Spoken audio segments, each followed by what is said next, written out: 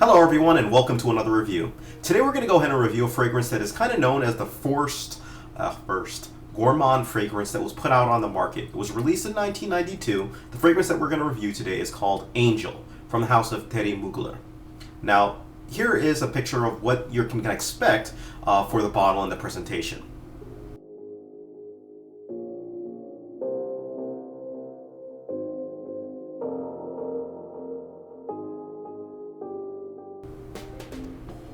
So there are two flavors. The smaller size, the star that you see is actually the smaller size, and you can get that in like 1.7. I think there's a 0.08. There's a couple of ones. I actually did this off of a sample, but the bigger version of the 3.4, you're going to see that kind of looks like this towering bottle, basically, that you just kind of saw.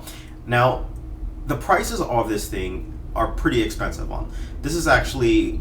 Angel is actually priced on the niche side of fragrances, if you would say.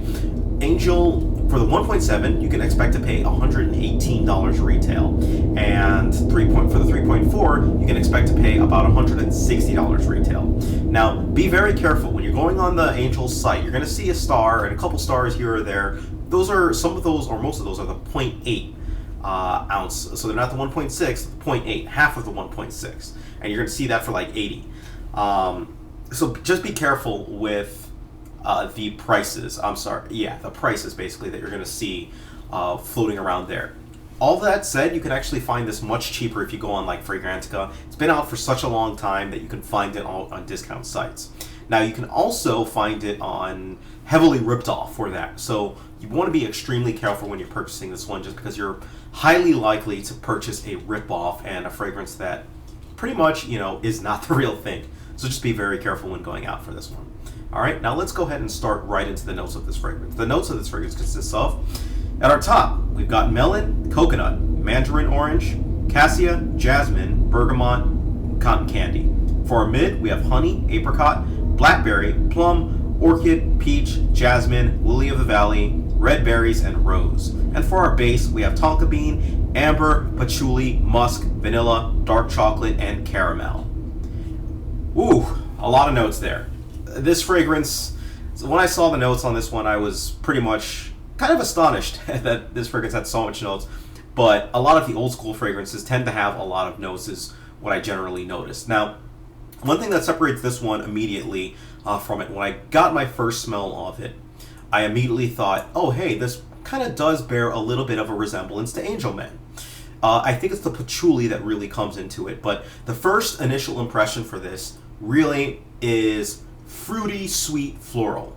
This is a gourmand through and through, and it makes sense why this was supposedly the first gourmand that kind of came out.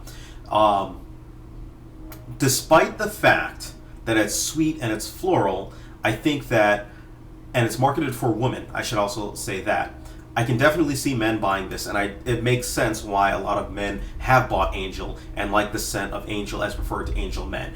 Angel is sweeter, it's a little bit more gourmandy than the original Angel Men is, whereas the original Angel Men has this tar note to it, it has this kind of masculine quality to it, whereas this one has a little bit more of a feminine quality.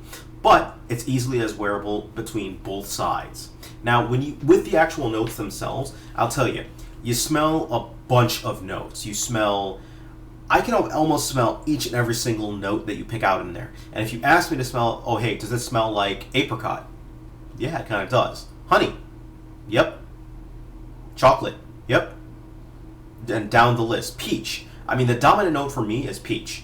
It's peach, chocolate, caramel, and patchouli.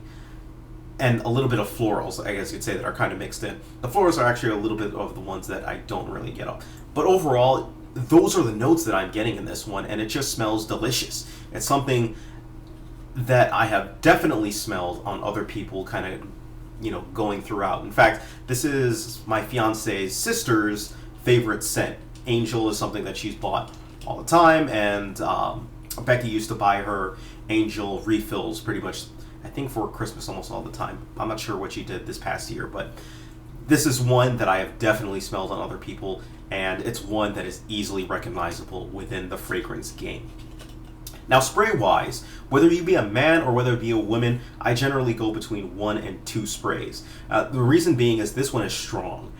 And a point, the regular size that they're trying to push off and sell, the .8 or the half, the .8 basically, that one it's enough to last you. If you're only going for 1 spray, and if you're only going for 2 sprays max, it's definitely going to be enough to last you for quite a long time. This is a fragrance that has a beastly amount of projection and sillage. It's along the lines of Angel Men. It's extremely strong. Sorry about that. Still,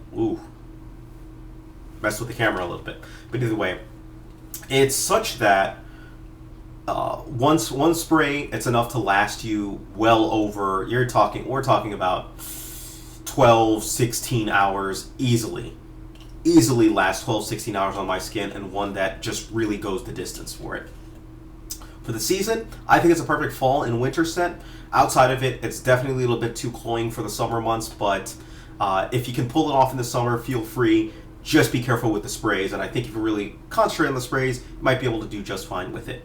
Any age group can wear this one, though between man and woman, I think this is a good younger guy scent, whereas this one is a better older women scent, not necessarily a younger woman. So keep that one in mind.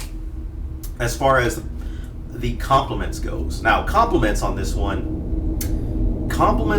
was pretty well, I guess you could say. I got a lot of compliments on this one, but every time I got a compliment, it was immediately followed up with, "Oh, that's Angel." Even people who don't like fragrances immediately were able to tell, "Hey, that's Angel that you're wearing," So go figure, it's easily recognizable on that. So if you're looking for a fragrance that'll really stand out, this might not be the fragrance for you.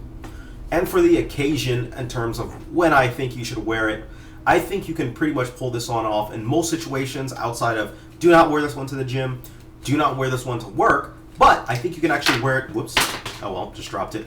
I think you can actually wear it to a high-class situation, and I think you can also wear it in casual situations. Those are really where this thing shines in. So if I'm going to go ahead and give this a fragrance a rating, I give it a rating of a 7 out of 10. Now, I don't think it's a bad fragrance. I think it's a good fragrance. It's not as good to me as Angel Men. I prefer Angel Men over this one just because Angel Men has a little bit more of a bold quality, has a little bit more of a masculine quality, and it has a little less sweet quality. I find myself liking sweet fragrances less and less nowadays that are just overly sweet and overly cloying.